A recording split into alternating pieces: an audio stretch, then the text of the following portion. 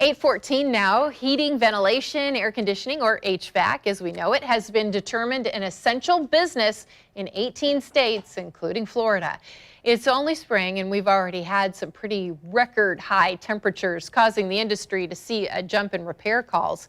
Now, whether you call them or you try to fix it yourself, Ryan Zabinski, the general manager of David Gray Heating and Air, is joining us over the phone right now with some advice for us if we find ourselves in that situation. Ryan, first I want to ask you, a lot of businesses are struggling right now. How are you guys doing? Good morning, and thank you for your time today. And yes, due to social distancing and the protocols set to limit the spread of COVID-19, people are spending more time in their homes.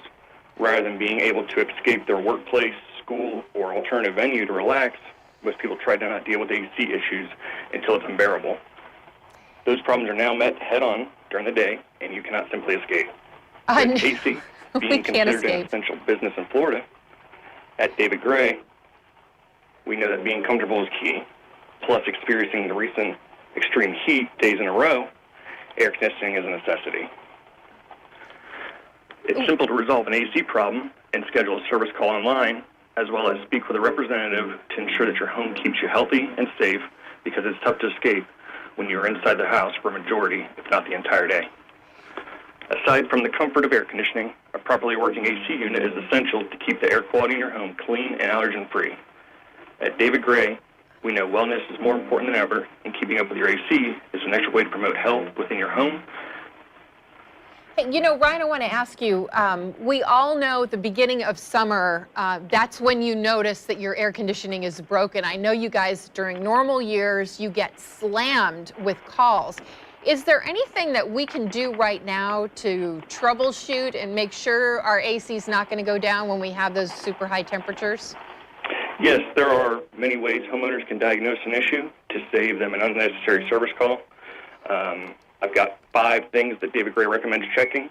For instance, if your air isn't blowing, first check the electrical panel to make sure the breaker hasn't flipped to the opposition.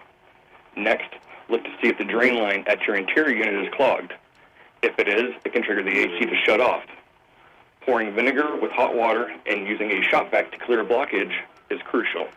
Remember, changing your filter is key. If it is clogged, it can prompt the AC to freeze up and turn off as well.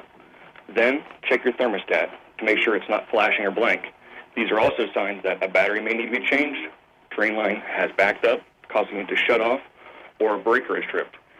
And finally, don't neglect the outdoor unit. Clean off any leaves, dirt, or debris.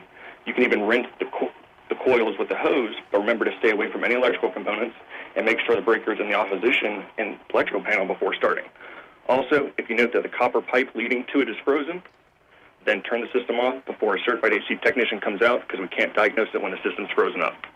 All right, Ryan, that was a lot of great information. We want to mention we're going to have this interview run again on newsforjax.com if people want to go back and go over that. We certainly appreciate all that information, and we know that your techs are taking all the necessary precautions to keep people safe when they're in their homes.